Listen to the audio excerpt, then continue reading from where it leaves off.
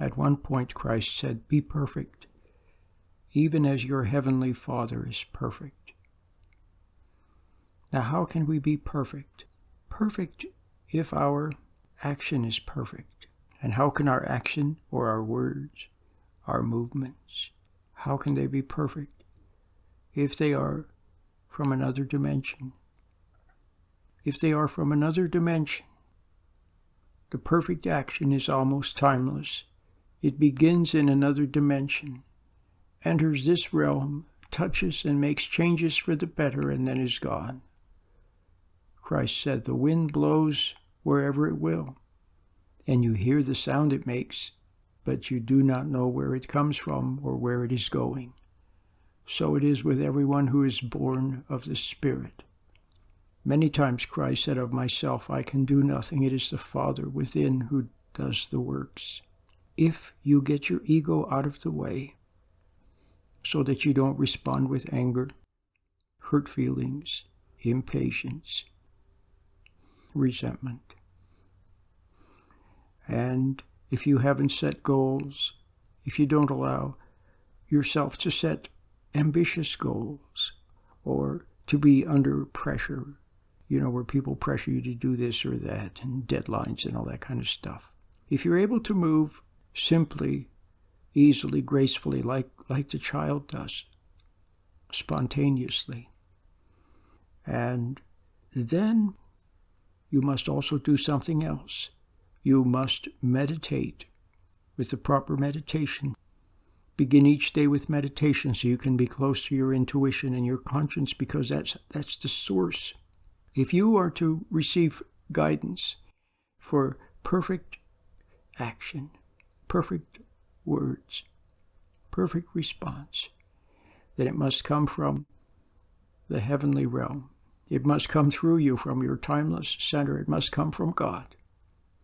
And in order for that to happen, you have to be close to your intuition, because that is your access to this heavenly realm, to this wordless guidance from within.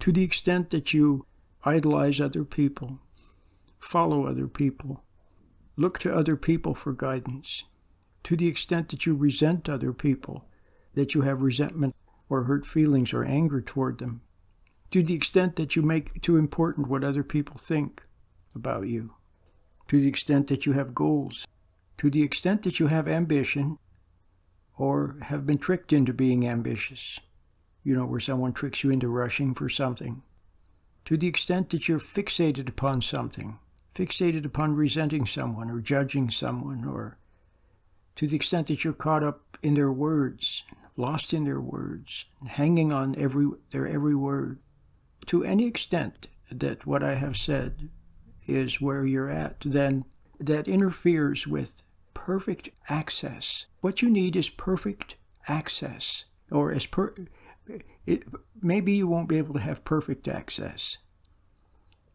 because of the nature that you inherit, and a lifetime of struggle, and a lifetime of anger, and a lifetime of memories and traumas from imperfect actions of the past, and from a lifetime of paying too much attention to what others think and say, and then doing what they think and say.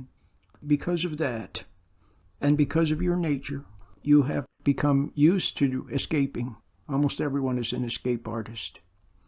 If not escaping into things and substances and activities, then escaping into thoughts, escaping into imagination. And we do it almost instantly. We escape into imagination. The slightest failing in reality, and immediately we're lost in our imagination. And that's become your habit.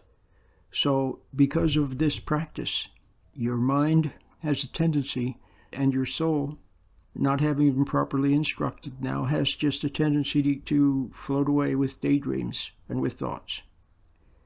And so those will still rise up, and now you must quietly watch them and let them pass.